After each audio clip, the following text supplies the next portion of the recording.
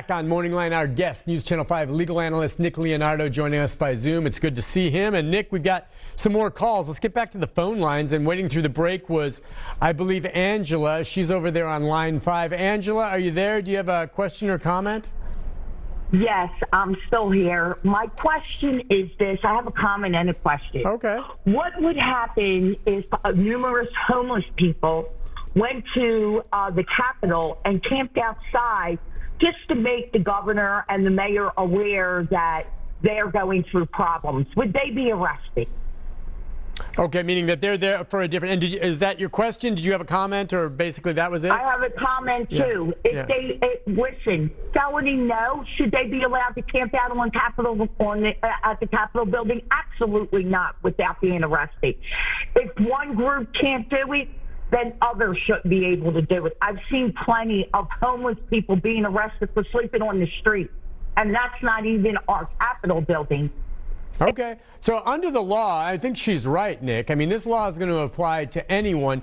I think there are some that would have thought, though, that, and I don't know that I've seen that large of a number of homeless who are probably removed, camping out actually there right at the Capitol, but that if it applies to these protesters, it's going to apply to the homeless or anyone else that crosses over the line of what is deemed illegal camping, right? This is a really good point, and she's thinking on down the road about this. And I do agree with her that this would apply to homeless people, that it could have the effect of, criminalizing the fact that someone may be homeless. But Angela, this law was created to prevent people from protesting. And so I have a sneaking suspicion that you're probably not going to see many homeless people charged with this crime, because that's not why the legislation was passed. It's really directed at a handful of folks. Yeah, and I don't know if the governor would say that, but I think it's pretty obvious that this was spawned from a special session in the wake and of the current, climate up there with all the protesters. And we've had homeless around forever, and there's never been a special session called to pass something like this in the past. So yeah, this has to do with, getting rid of the protesters, is what your take is on that. Yes, sir. Absolutely. I mean, I think it's really clear. I don't think that you can look at it from any other perspective.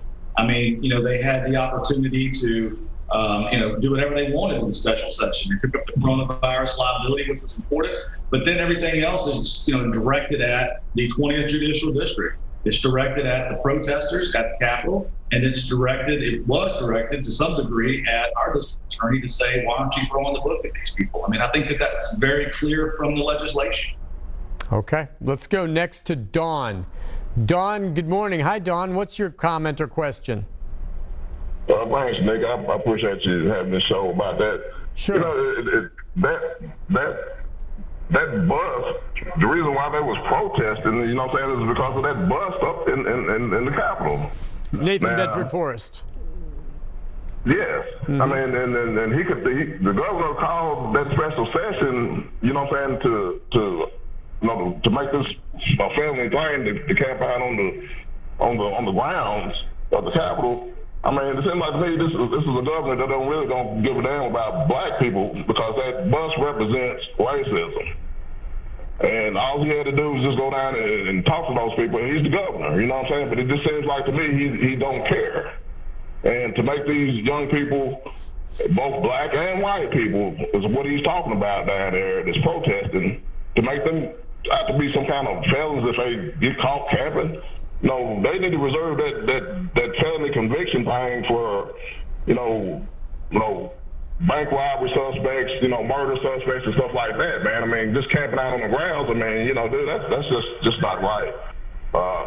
I think that they need to terminate that whole thing. He called that special session, and he didn't say nothing about trying to get that thing removed out of there. That's the whole reason of the protest. All right. Yeah, he brings up an interesting point. That certainly, Nick, is one of the primary reasons that they were out there at one point, the bust of Nathan Bedford Forrest, the future of it still being discussed about how it's going to be moved and where, but they were frustrated about it still being there at the Capitol. Yes, and if you want to know if protests work, look no further than the fact that the commission voted to take down the bust of Nathan Bedford Forrest and actually The governor spoke in favor of that before that commission. It's been a long, arduous process. I mean, oddly enough, this was a bipartisan decision back in the 70s that put this bust up. But if you do your homework, you'll find that Nathan Bedford Forrest never held public office or elected office anywhere. And the truth of the matter is that he's really most famous for the massacre at Fort Pillow, where thousands of unarmed blacks were killed. And so this is hurtful to a lot of folks, and the fact that he has not held public office and what he stands for, it's just something that doesn't need to be in the people's house or in the house of the Capitol. And I agree, but again, I don't think that we would find ourselves where we are in the Nathan Bedford Forrest bust argument, but for the fact that these young people continue to push. And that, again, created some change. Now, we've still got, I think there's another meeting coming up about this. Again, that is what caused this change to occur, was these protesters and the fact that they were creating this good and necessary trouble and trying to heighten and raise the awareness to other individuals about how hurtful something like this is in the people's house. A lot of folks with thoughts on this, Nick. Let's take another call. This one for you from Ron. Good morning, Ron. What's on your mind, Ron? Yeah, this country was built on protest, but I want to say this about the governor.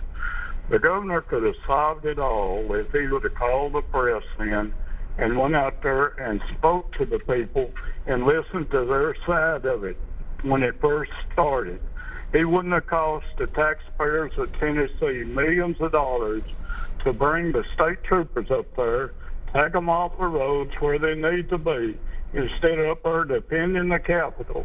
All he had to do is listen to the people that's talking to him. These governors and legislatures indicate to the public that they do not want to hear from the people until they run for office. And it's going to be a while before he runs. But if I was going to vote again, I certainly would vote against him based on that principle right there. You can see totally that he is a racist, and he does not understand that the people elected him in office to listen to the people, not get up there and make laws and rules that don't defend liberty and justice for all. Fair enough. I would imagine, Nick, and I'm just guessing here, but I would imagine that the vast majority of the protesters who were outside the Capitol did not vote for this governor and would not be counted among his constituents. There may be a few there, but I do know that he's been asked at some of his news conferences that he has weekly about why he has not chosen to meet with at least a couple representatives to hash this out, just like I think Ron said, and I think he makes a good point. That could have diffused some of this. And I think the governor, in so many words, just said, look, we're meeting with people, and we're meeting with people that we think are serious about bringing change. And the implication, the way I took it, was that he didn't think that that much could be gained by meeting with these folks. What are your thoughts? Well, I mean, I saw that questioning by Phil Williams, and I thought to myself, well, if you only meet with people that you deem that are worthy or that have something to say, when's the last time you passed legislation in a special session dealing with those people that you think are worthy? That hasn't occurred. As Ron said, I can't help but agree with Ron to think, what do you have to lose by meeting with, I know it's coronavirus, they could socially distance, they could do it via Zoom, and they could meet with 2 or 3 representatives from certain groups to see what demands do they have, what would they like to see, or what change would they like to see. And maybe we don't know how that could have panned out because that was not exercised. And there is a fiscal note attached to not speaking to individuals. And that's the very thing that these folks are protesting about, is not having their voices heard, continuing to be marginalized. I imagine that no one up there voted for the governor, and I would imagine that a small portion of Davidson County, because it's Democratic, didn't vote, for this governor. But at the end of the day, he's my governor.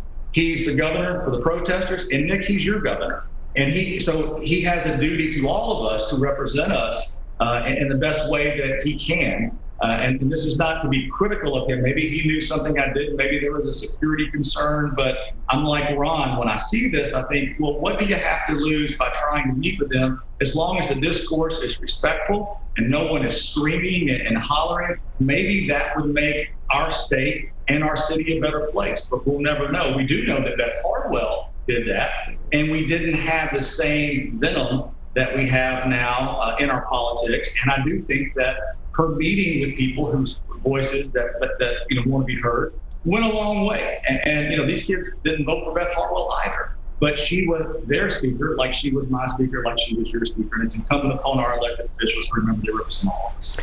On that note, Nick, we're going to take a break, come back with our final segment. Other callers, we've got Ricky, Ed, Ben, Anita, Joe. We'll get to those calls and wrap things up in our final segment with Nick Leonardo right after this.